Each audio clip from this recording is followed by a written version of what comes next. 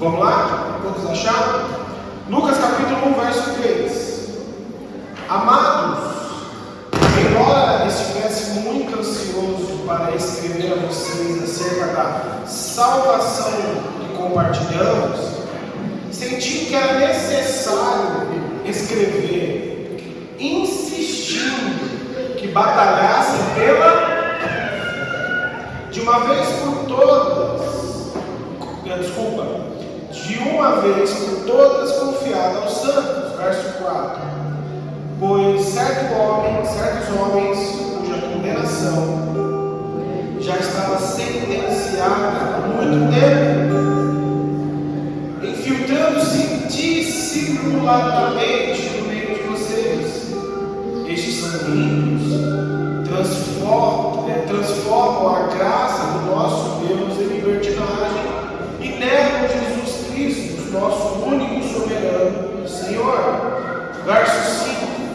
Embora vocês já tenham conhecimento de tudo isso, quero lembrá-los de que o Senhor libertou o povo do Egito, mas posteriormente destruiu os que não creram. Vamos orar.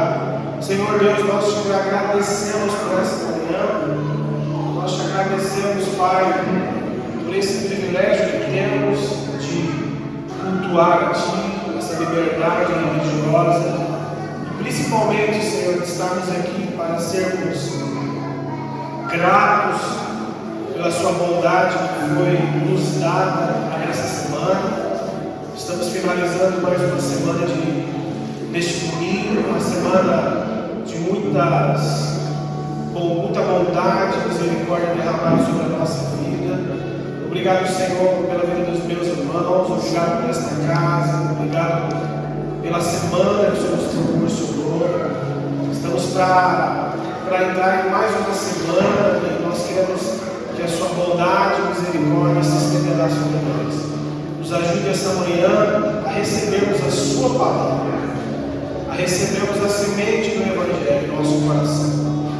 Porque, Senhor, sem o Seu Evangelho, a nossa semana ela não tem, Senhor, uma finalidade, ela não tem sentido sem a Sua palavra em nosso coração. Nós queremos desenvolver, nós queremos aplicar a Tua palavra, Senhor, e por isso nós estamos aqui nesse domingo, para receber a santa semente e fazer com que a nossa vida se torne uma vida frutífera.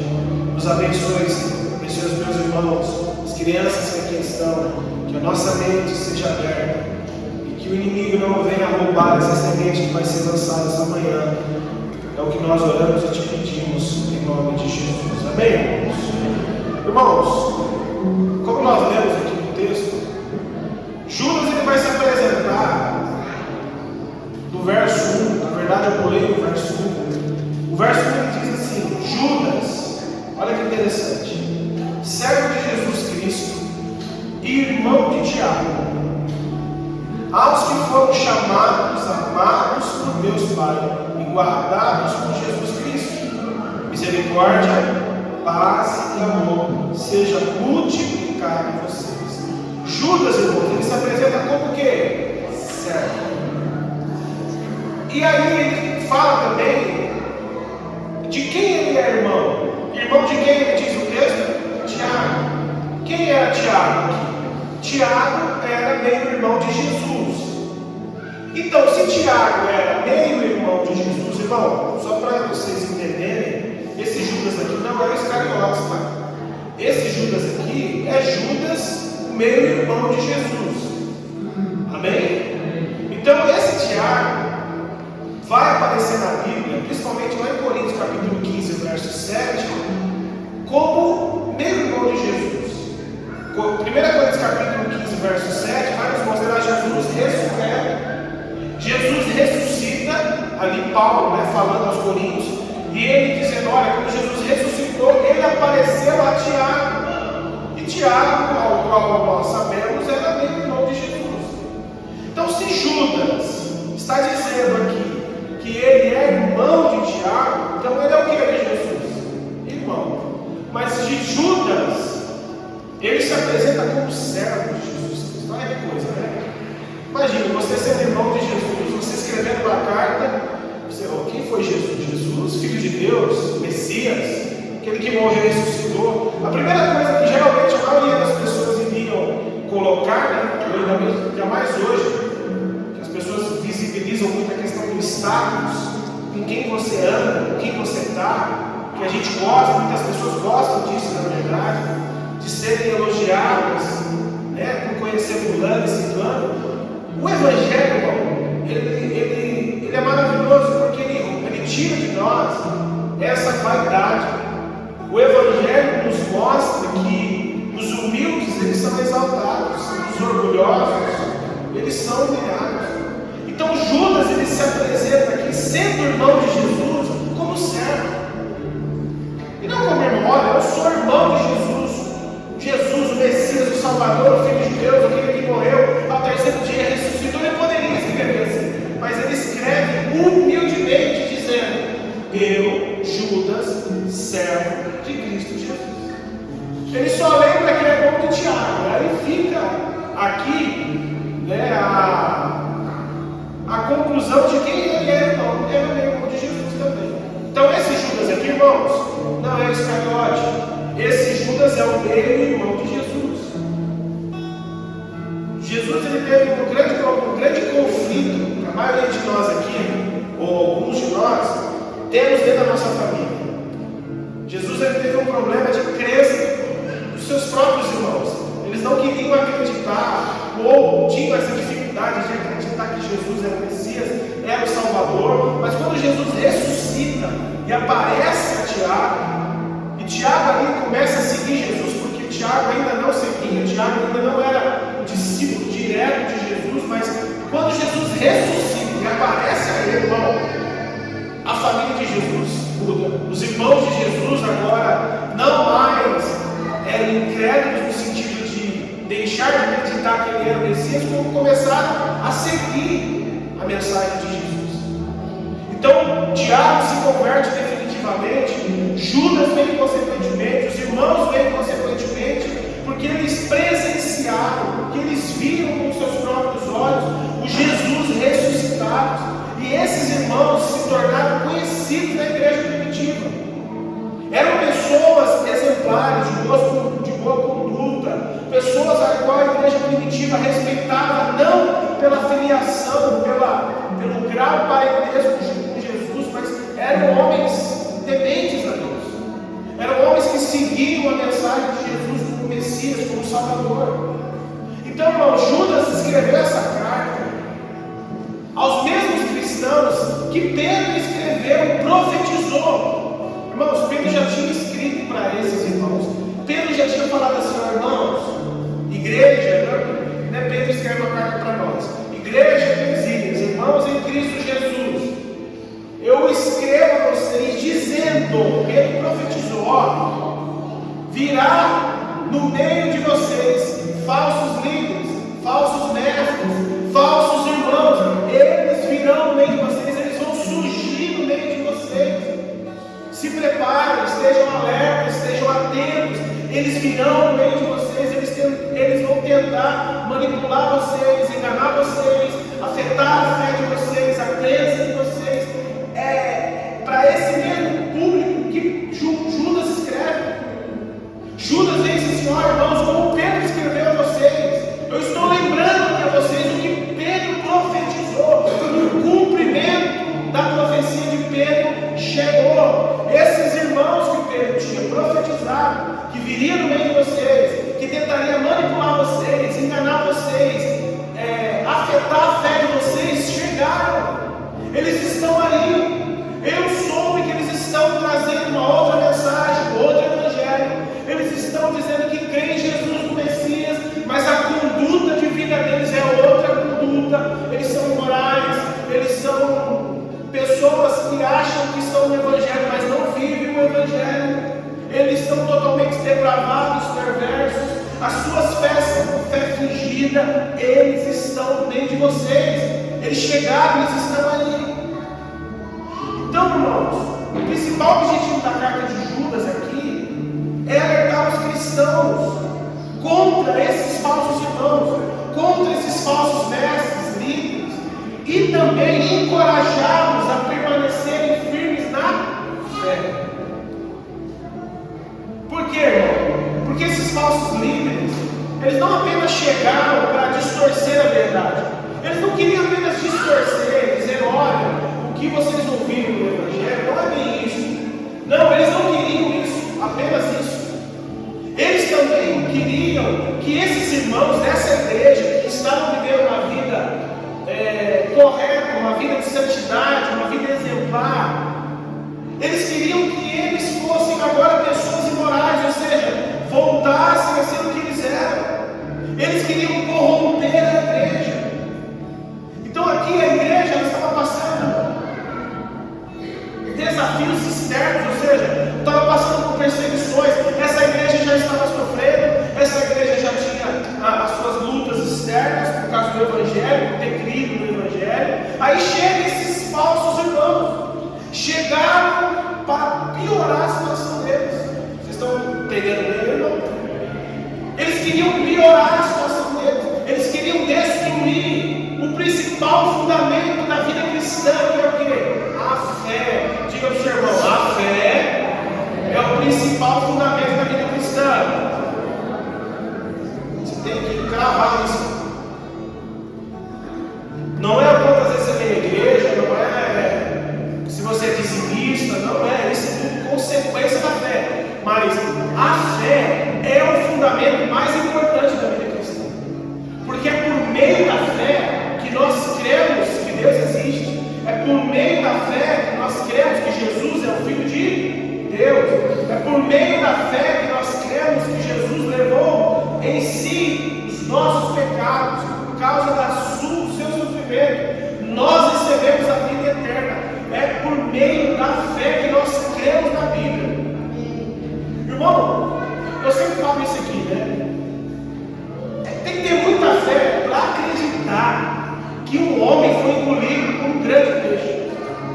E depois de 3 dias ele foi cuspido mesmo na beira da praia, vivo. Irmão, é muita fé para acreditar que o homem ressuscitou no 3º dia. Irmão, é muita fé de você, quando você lê as Escrituras, em ver o povo de Israel lá em Jericó, dando ali as voltas no muro de Jericó, e apenas bradando, gritando, e o muro caiu. É muita fé, irmão. Então, se eu for citar para vocês os exemplos que nós temos nas Escrituras, nós precisaremos de muita fé para acreditar nisso. Por isso que o Evangelho, diz o apóstolo Paulo, é loucura para os ímpios. Porque o ímpio ele não tem essa capacidade que foi nos dada de crer nas coisas doidas e malucas que a Bíblia nos apresenta. É muita fé. Então, se nós quem crê na Bíblia aí, então você é uma pessoa de fé, amém? E essa fé precisa ser preservada, porque é essa fé que vai dar a você uma jornada, independentemente das situações da vida, das dificuldades da vida, uma jornada firme, uma jornada inabalável, uma jornada constante, uma jornada sem oscilação. É por meio da fé, irmão. Então a fé ela é o fundamento essencial da vida cristã. E esses irmãos, eles queriam afetar o que nessa igreja? A fé. E quando você, irmão, afeta a fé de uma pessoa, seja do lado positivo, do lado negativo, isso vai impactar na vida dela. É assim ou não é? Uma pessoa que perdeu a fé, ela deixa de viver em santidade. Uma pessoa que perdeu a fé, ela deixa de temer a Deus. Uma pessoa que perdeu a fé, ela se torna uma pessoa crítica na igreja. Uma pessoa que perdeu a fé, ela se torna uma pessoa incrédula diante das coisas espirituais. Então, a fé, ela traz tanto, vou falar, a perca da fé, ela traz muitos maus benefícios, vamos assim dizer. Quando você perde, a sua vida é afetada. Agora, quando você recebe a fé, irmão, isso é poderoso. Você está diante de uma enfermidade, você fala, isso pega aí a mim, Priscila, Iraci está passando agora um momento muito difícil, um diagnóstico muito difícil. Quando você pega esse diagnóstico de saúde, você olha assim, e agora? E agora? Deus continua sendo Deus, está tudo certo.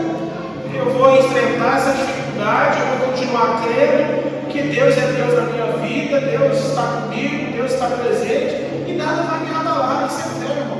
A fé, quando ela é derramada pelo Espírito de Deus, isso impacta diretamente na nossa vida. Por isso, irmão, o diabo, muitas vezes a gente se engana, ele não quer teus negócios, ele quer a tua fé. E nós vamos falar muito sobre isso aqui.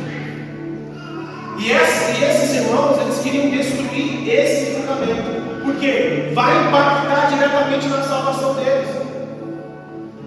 Isso fez com que Judas escrevesse essa carta, mandasse esse conteúdo para eles. E engraçado, irmão, vai para o texto lá, verso 3. O engraçado, sabe o que é? Se você prestar atenção no texto, vocês vão perceber que Judas pretendia escrever um outro assunto. Olha lá o verso 3. Amados, embora estivesse muito ansioso para escrever a vocês acerca da salvação que compartilhamos, o que Judas está falando? Irmãos, ó, eu tinha uma expectativa, eu tinha um anseio dentro de mim de escrever a vocês uma outra carta, com outro assunto, com outro propósito, com outro objetivo. E que objetivo era esse? Uma mensagem de encorajamento, uma mensagem de alegria sobre o que? A salvação. Aí o texto, irmão, continua. Quando ele fica sabendo da situação daquela igreja, quando ele fica sabendo como eles estavam vivendo, o que estava acontecendo no meio deles, ele diz: olha, irmãos, eu senti que era necessário escrever, insistindo que vocês batalhassem pela fé. Judas, irmão, teve a sensibilidade de discernir o que aquela igreja estava vivendo. Dizendo: olha, o meu assunto era esse, mas eu olhei para vocês, eu vi o que vocês estavam vivendo, eu fiquei sabendo o que estava no meio de vocês, e eu senti no Espírito em falar sobre outra coisa, em trazer para vocês um assunto muito mais profundo. E o que isso nos ensina como igreja, irmão? Que nós devemos estar atentos ao tempo que nós estamos vivendo, amém? Por que eu estou falando sobre isso? Presta atenção. Porque às vezes você vem para a igreja com uma expectativa. Às vezes você vem para a igreja querendo ouvir uma palavra, querendo ouvir uma mensagem sobre, como diz aqui Judas, sobre um determinado assunto que você está vivendo, que você talvez precisa ser edificado. Só que Deus não olha você apenas como indivíduo. Quando nós estamos no coletivo, Deus se manifesta por meio do coletivo, meu irmão. E eu não estou dizendo que Deus sempre vai ser assim, não. Porque às vezes tem pessoas que recebem a palavra e dizem: não, essa palavra é boa, essa palavra foi para mim, que pastor, eu precisava ouvir isso foi de Deus, foi uma bênção na minha vida. Outras pessoas dizem: não, isso aqui talvez não é algo que está me afetando, hoje eu fui no culto, mas amém, a palavra foi até boa, mas não era bem o que eu queria ouvir. E nós somos assim, irmãos. Só que Deus, Ele olha para a igreja na perspectiva dele. Deus olha para a igreja não no indivíduo, mas no coletivo. E quando Deus quer falar para a igreja, Deus constrói um assunto que vai, Deus dá uma direção para a igreja que vai trabalhar toda a comunidade. E aqui o problema deles é o quê? A fé. Então nós precisamos estar sensíveis à voz do Espírito Santo, meu irmão. Então deixa eu dizer algo para você. A igreja é de Jesus. A igreja é de Jesus, e todo pastor precisa entender que o papel dele é conduzir a igreja a manter uma fé firme, um relacionamento com Jesus firme, e fazer com que a igreja ande nos ensinamentos de Jesus. Eu estou aqui não é para pregar o que você gosta, porque muitas vezes eu vou pregar o que você não gosta, porque o que Deus falou comigo é o que eu não gosto.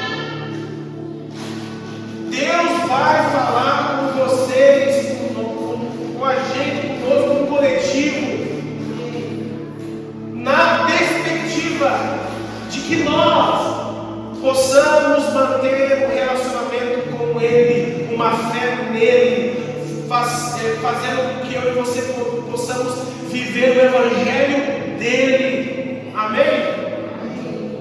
Então não venha, irmão, muitas vezes com uma expectativa egoísta, mas venha para esse lugar com uma expectativa dizendo: Senhor, o que tu tens para dizer a nós, a sua igreja? Não é comigo, não é sobre mim, porque, irmão, aqui Deus pode usar alguém para falar com você. Deus pode usar a boca de qualquer um aqui para ministrar você, mas venha para a igreja sempre com a perspectiva de que Deus tem algo a dizer à igreja, com a igreja, no coletivo, porque isso vai impactar também você, irmão. Porque quando a igreja se alinha, quando a igreja entende o que ela é, o que ela representa na terra, e ela anda debaixo disso, as nossas vidas são impactadas. E é isso que Judas faz. O texto diz que ele percebeu o momento da igreja. E nós, pastores, precisamos entender e perceber o momento da igreja.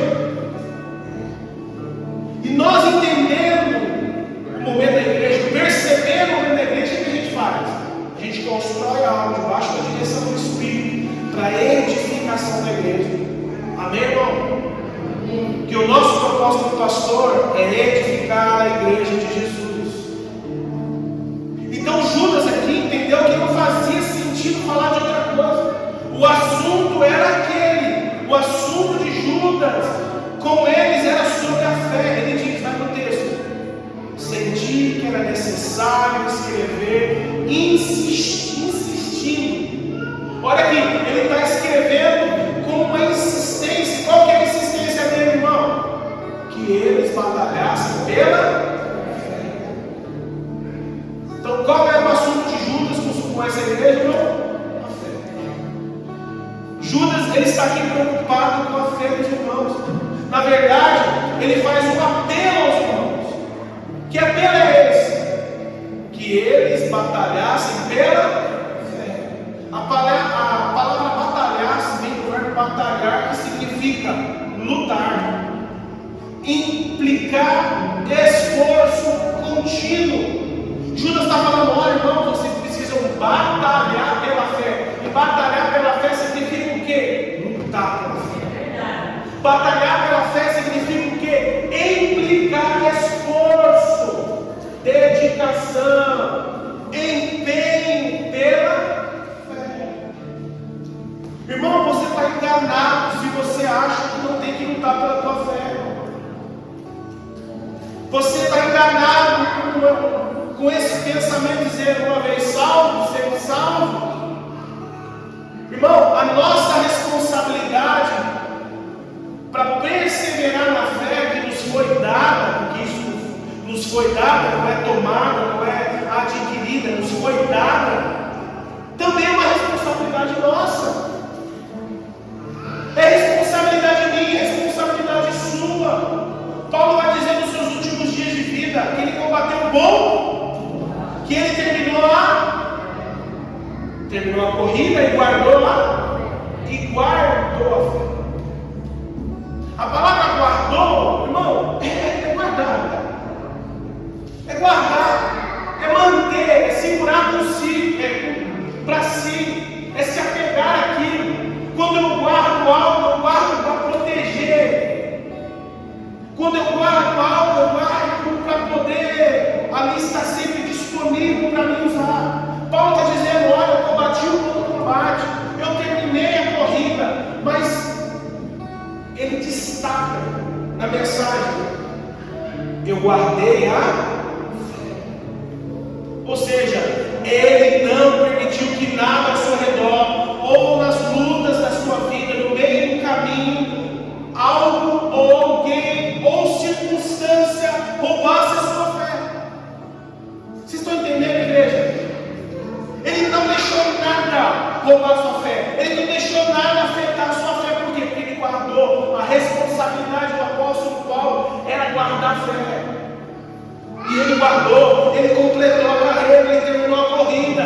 E ele guardou a fé. Porque tem muita gente, irmão, lutando, ali, na luta, na batalha, correndo para lá e para cá, mas não está guardando a fé. Vocês estão entendendo? Não está guardando aquilo que é primordial, aquilo que é um fundamento essencial da vida cristã, guardar a fé. Eu posso ser um pastor que talvez possa estar aqui por anos pregando o Evangelho para vocês, porque isso de uma certa forma vira uma rotina na nossa vida. Eu posso estar vindo à igreja todo domingo, eu posso estar numa corrida, eu posso estar terminando ali uma carreira, mas se chegar no fim dessa carreira e não tiver uma fé guardada, não valeu de nada. E tem muita gente que está correndo para lá e para cá, que está ali, que está naquela correria, e vai para lá e faz isso para Deus e faz aquilo, mas e a fé? E eu não estou dizendo que você não tem que correr, que você não tem que batalhar, que você não tem que fazer, que você não tem que se esforçar, dedicar. Não, tem que fazer, mas irmão, no final da nossa vida o que vai ser contabilizado é a nossa fé. É não ser pego de surpresa. E o maior erro que o cristão pode cometer é viver neste mundo sem batalhar pela fé, irmãos. Paulo vai dizer que nós vivemos o quê? Pela fé. Como que a gente vive, crente? Não é por vistas. Nós não vivemos pela natureza do olho, daquilo que nós enxergamos. Paulo vai dizer que nós vivemos não pelo que vemos, mas vivemos pela fé. Então a nossa jornada nessa terra é pela fé. É na fé, é baseada na fé, é vivida pela fé, é na expectativa da fé. Por isso que tem muitas decisões que a gente toma muitas vezes pela fé. Porque é assim que a gente tem que viver, crente. Não, mas eu quero ver para fazer, eu quero ver para andar, eu quero ver, não, nós não vivemos assim, irmãos. Nós vivemos e viveremos pela fé. É assim que Deus quer que nós andemos nessa terra, nesse mundo. Então, o fundamento principal do cristão é a fé. E a fé é em Jesus Cristo. Porque é por meio dela que nós somos salvos. E o diabo sabe disso. Irmão, deixa eu falar um segredo para vocês, talvez vocês não sabem. O diabo sabe que a fé que você tem em Cristo Jesus é algo poderoso. Ele sabe disso. E ele sabendo disso, o que você acha que ele vai fazer? Ficar quieto, com as mãos cruzadas? Você acha que você não vai ter luta? Você acha que você não vai ter batalha? Você acha que não vai vir dificuldade na sua vida? Você acha que o diabo vai ficar bracinho cruzado? Se ele não ficou com o Filho de Deus, você acha que vai ficar com você, irmão? Se ele tentou Jesus, se ele de alguma forma, não diretamente, perseguiu Jesus, você acha que vai fazer o que com a gente?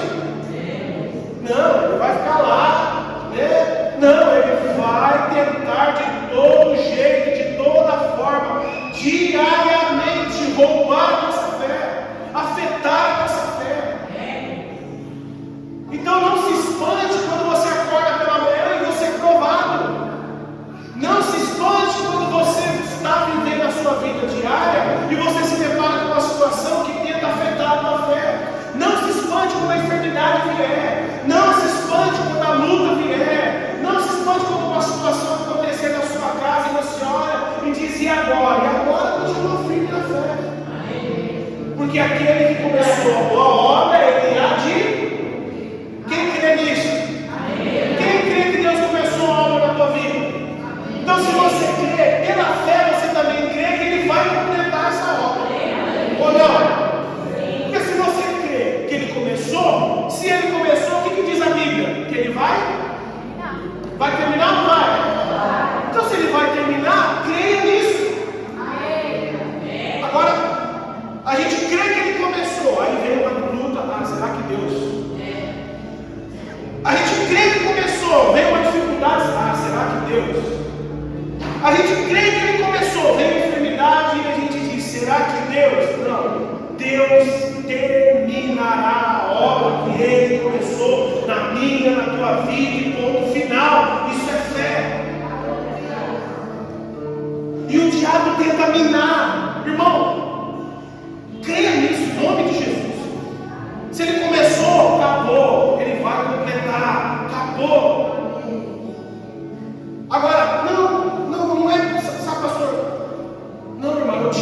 tentando minar a sua fé.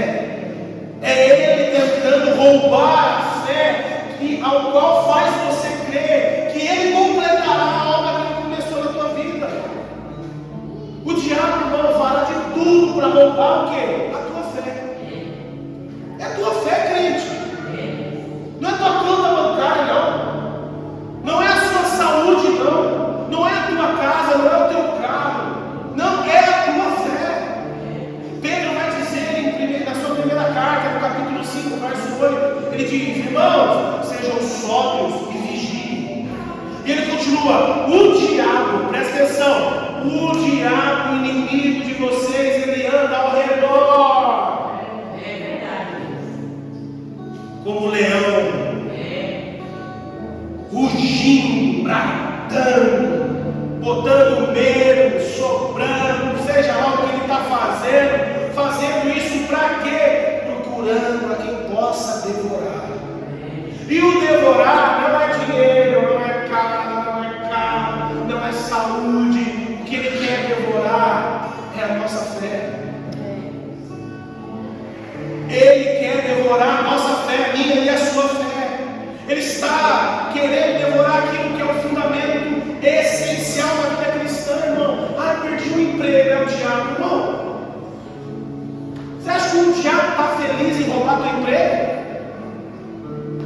Você acha que para ele o emprego, talvez você acha que para você o diabo não está se importando com o teu emprego? Não, se importa com a tua fé. Vocês estão entendendo, irmão? É a tua fé. Você acha que ele está se importando com o dinheiro que você perdeu? Não, é a tua fé. O que o diabo faz, presta atenção, eu não quero exaltar ele, eu só quero aqui exemplificar, meu irmão, dar exemplo, que o diabo é um derrotado, ele já foi vencido, o fim dele é o castigo eterno, e acabou. E tudo que ele faz debaixo da autoridade de Deus, ele é um pau mandado. Amém? Que fique claro isso. Não é para a gente temer o diabo, porque o diabo já foi vencido. Jesus venceu a morte. Jesus voltará e vai derrotar o diabo e os seus demônios e vai lançar ele no lugar qual está preparado para ele e seus demônios. Ele já está vencido e ele sabe disso. Só que até lá ele vai lutar para afetar o povo de Deus, para afetar a fé do povo de Deus, porque ele não quer que você esteja em outro lugar que ele não esteja. Porque ele quer levar para onde ele vai o maior número de pessoas. Só que você vai falar para o seu irmão, você não vai para lá não. Fala para ele, a sua fé vai te livrar de lá. Amém? E aí, irmão, sabe qual que é a única arma contra o diabo? Verso 9, verso 8, o que Pedro diz? Ó, vigie o inimigo, o adversário, está ao redor, rugindo para que ele possa tragar. Aí o verso 9 é a arma contra ele. Tem muito crente que fica, irmão, cuidado, viu? O demônio, o diabo, fica ali, ó, ao redor, cuidado, viu? E aí a gente fica vivendo com medo. Não, irmão, aí o verso 9 diz, resistam. Está dizendo, resistam. Sabe o que é resistir, irmão? É enfrentar. Resistir é de ir para cima. É ser medo, ser feliz. Pode vir. Pode vir, não é aí. Pode vir para cima. Por quê? Porque o nosso segredo como cristão e filho de Deus é permanecendo firmes na fé. O texto diz, resistam-lhe. Como? Permanecendo firme na fé. 1 Pedro capítulo 5, verso 9. Você entendeu como você vence o diabo? Nós vencemos o diabo, irmão, é pela fé. Permanecendo firme na fé. Permanecendo firme naquilo que o nosso Senhor Jesus nos deu, derramou sobre nós.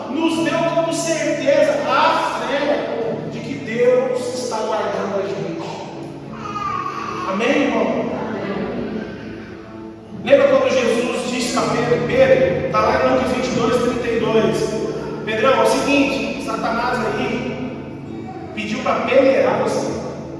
Sabe o que é peneirar? Cadê o Luciano? Nosso pedreiro, que pedreiro? Para peneirar a areia, né, Luciano? Você tem que peneirar a areia, deixar uma areia mais limpinha para poder ir lá construir. Você joga a areia na peneira e fica ali, ó. Então, quando Jesus disse, ó, peneirar, que pegou, Jesus está dizendo, não, você vai passar por um processo bem difícil. Deus vai colocar você numa peneira, Ele quer saber o que sai ali na peneira. Então Jesus está dizendo, olha, você vai ser peneirado. Só que o que Jesus disse para ele depois? Satanás pediu para te peneirar. E Jesus disse para ele, Pedro, eu orei por você, para que a sua fé não desfaleça. Ou seja, Jesus está dizendo, ó, você vai ser peneirado, mas eu estou orando que quando chegar o dia da peneira, algo esteja prevalecendo em você. O que eu quero que saia dessa peneira, Pedro? A tua fé não desfaleça.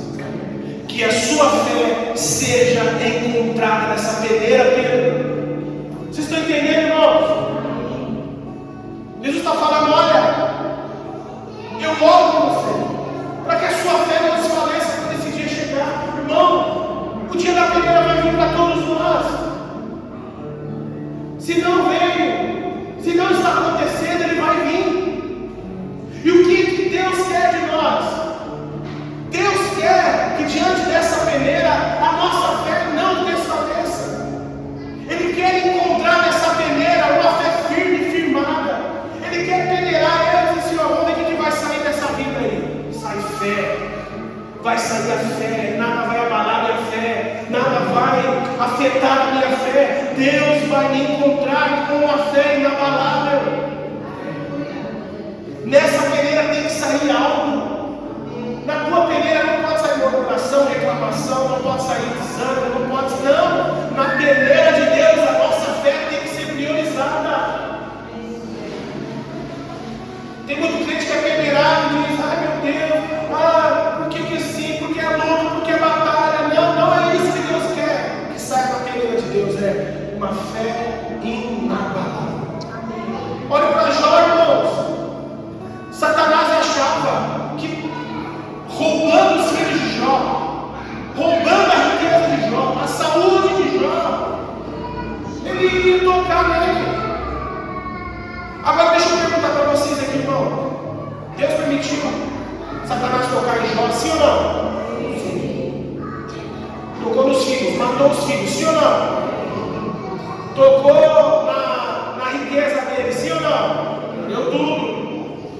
Tocou na saúde de Jó, sim ou não?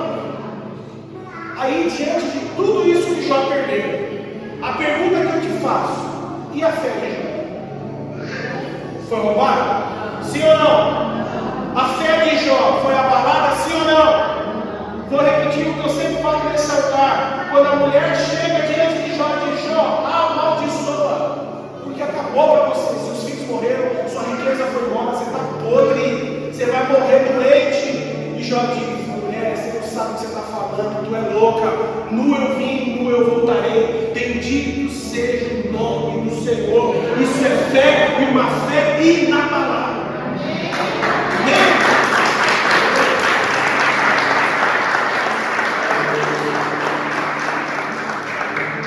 E é isso que nós precisamos valorizar. Você vai perder riqueza, deixa embora. Você vai perder, às vezes você vai ter uma doença, vai enfrentar uma doença, em frente, orando, buscando a cura, buscando a intervenção de Deus, buscando a saúde em Deus, mas continue firme, numa fé inabalável.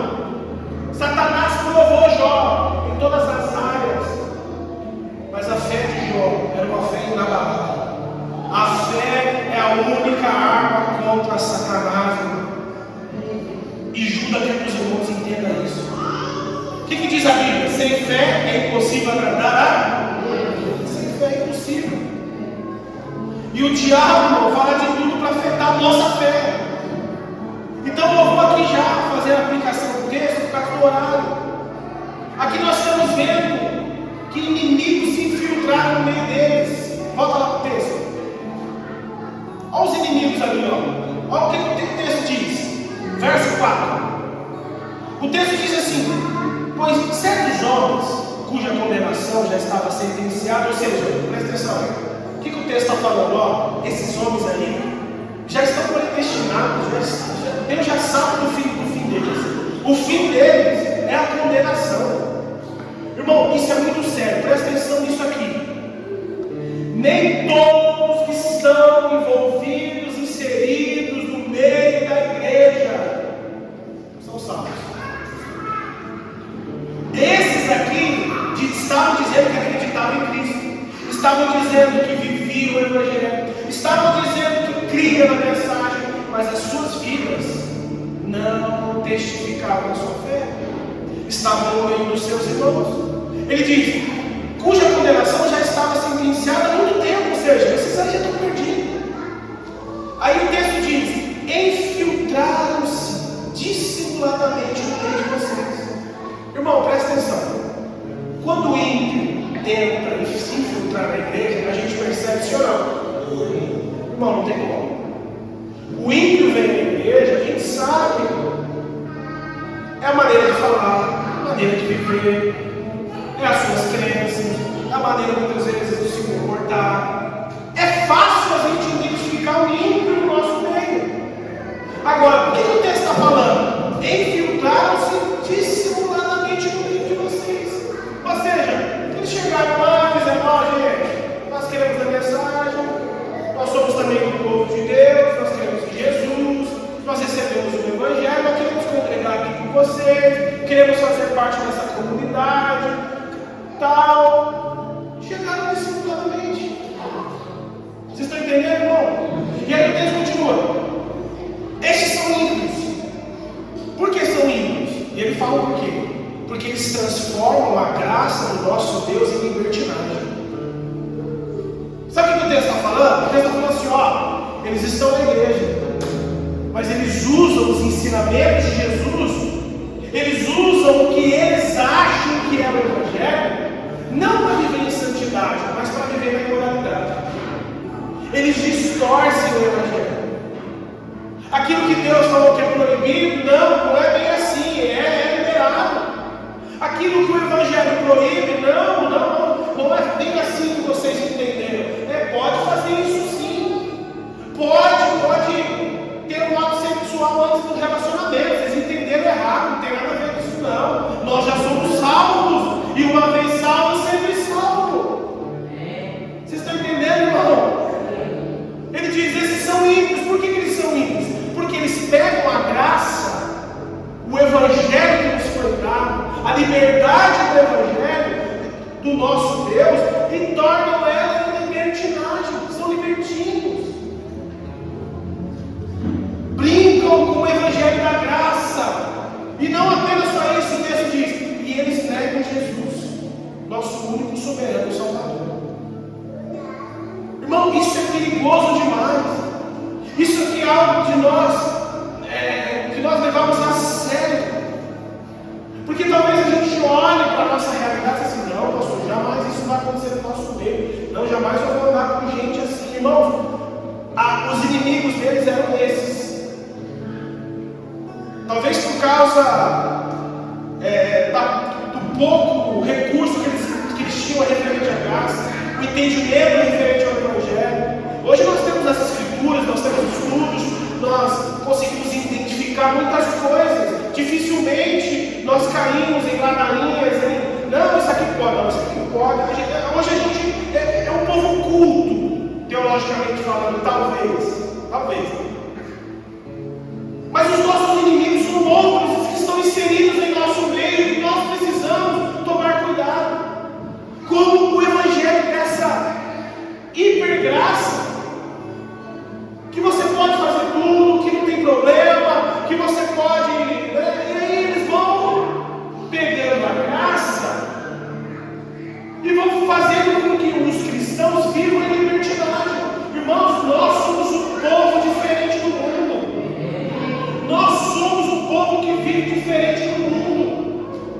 O mundo tem que olhar para nós. Quando eu falo mundo, eu falo as pessoas lá fora, os ímpios, os nossos amigos, familiares, precisam olhar para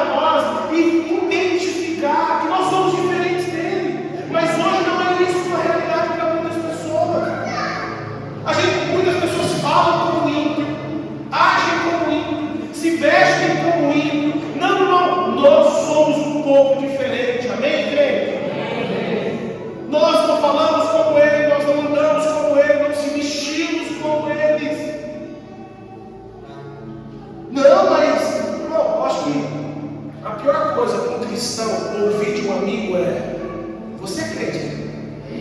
Cara, eu acho que você não é crente, não. Irmão, isso é vergonhoso para nós. Isso é vergonhoso para a fé cristã.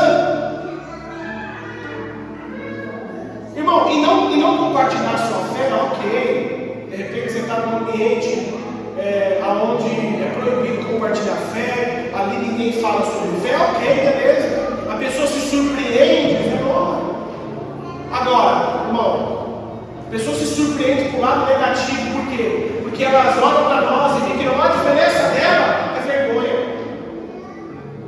Nós não somos assim, amém, irmãos? Nós somos um povo transformado pela graça do nosso Deus. E nós vivemos diferente, pensamos diferente, nós caminhamos diferente. Nós não podemos aceitar esse evangelho que nós estamos vendo aí fora. Nós não podemos aceitar essa mensagem da graça, da hipergraça. Que a gente pode fazer tudo o que a gente quer. Que Deus está tudo certo. Não, Deus não se agrada disso. E nós precisamos identificar os inimigos que se infiltram no nosso meio. O diabo sabe disso. Ele é um adversário que precisa ser, irmão, estudado no sentido de expertise. Ele tem seus métodos, ele tem os seus jeitos, ele tenta de qualquer forma se infiltrar na igreja. Por isso que nós precisamos ser diferentes. Porque quando nós somos diferentes no sentido bíblico, nós identificamos aqueles que não são. E aí é fácil. Quando a gente identifica, aí acabou, aí não tem lugar para ele. Não tem lugar para ele. Somos um povo diferente, amém, irmão? Nós não vivemos na hipergraça, nós não brincamos com a graça de Deus, nós não mudamos o Evangelho de Jesus é o mesmo. Nós temos hoje no nosso mundo um sistema ideológico. A igreja, irmão, presta atenção nisso, eu vou acabar. A igreja não aderiu ao sistema do mundo de ideologia, no sentido de prática, de aceitação. Irmão, presta atenção aqui. A igreja ama todos, amém? Amamos todos. E devemos amá-los. Mas a igreja, irmão, ela não se compactua com isso. A igreja é diferente das ideologias desse mundo. Amar as pessoas é uma obrigação nossa, cristã, mas não amamos o pecado das ideologias que hoje nós estamos vivendo no mundo. Porque são ideologias contra os princípios de Deus, são ideologias contra a família. Nós estamos vivendo uma pressão cultural, da tentativa de mudar os nossos valores, tentando mudar a nossa família. Nós estamos numa ideologia materialista de consumismo, que nós só queremos ganância, dinheiro, dinheiro. Não, nós não somos assim, não viveremos assim.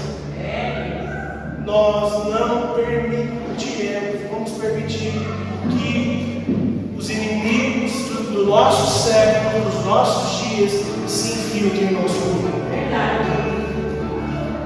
1 João 2,15 diz: não ame o mundo nem o que há nele. Se alguém amar o mundo, o amor do Pai não está.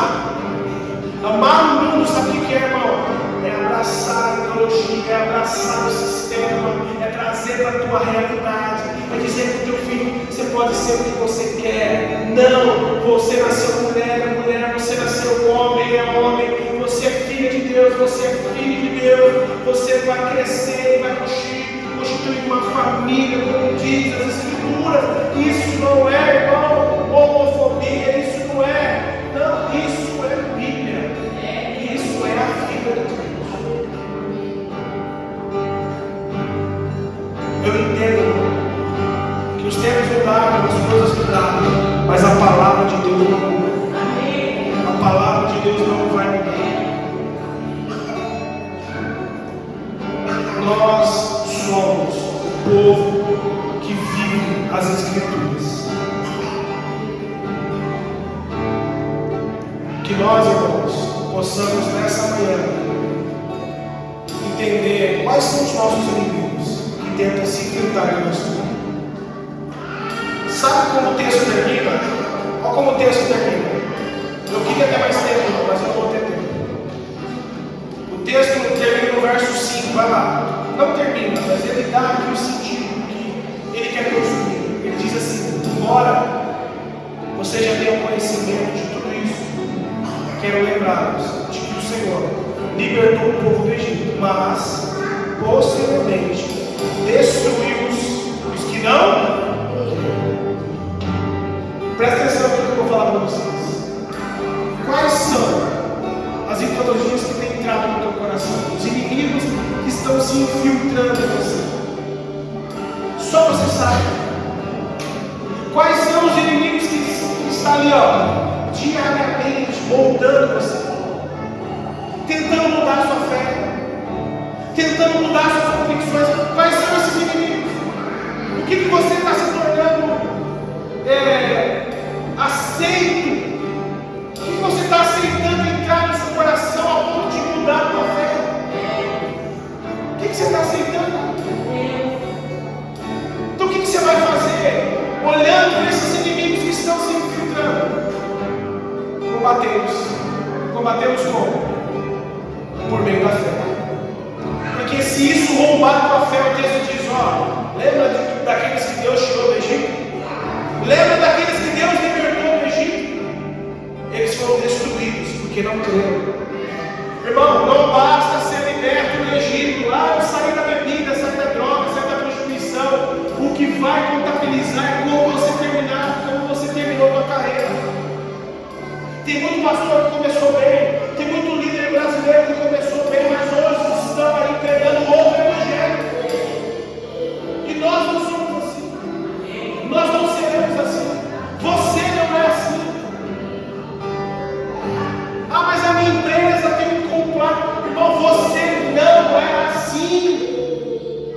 Nós somos o povo de Deus, onde amaremos todos, mas não vamos compactuar com o pecado. Quais são os inimigos que estão infiltrando? O que você está se infiltrando? Não, mas é só. Não, é isso aqui. A minha fé diz que é isso, não é isso. Se é errado, é errado. Acabou. Mas você pode ser prejudicado. Não tem problema. Deus há de cuidar. Deus há de prover. Deus há de te guardar. Não deixe nada roubar a tua fé. Cuidado no teu trabalho, no teu dia a dia. Guarde a tua. Não deixe os inimigos entrarem aqui a ponto de contaminar a sua fé. Porque Deus, quando voltar, quando nós partimos desse mundo, o que vai ser visto é a nossa fé. É se nós estamos continuando crendo na verdade de Deus, crendo nos ensinamentos de Jesus. Que nós sejamos um povo de fé, sejamos um povo inabalável. E que os inimigos sejam destruídos nessa manhã, em nome de Jesus. Amém? Vamos orar?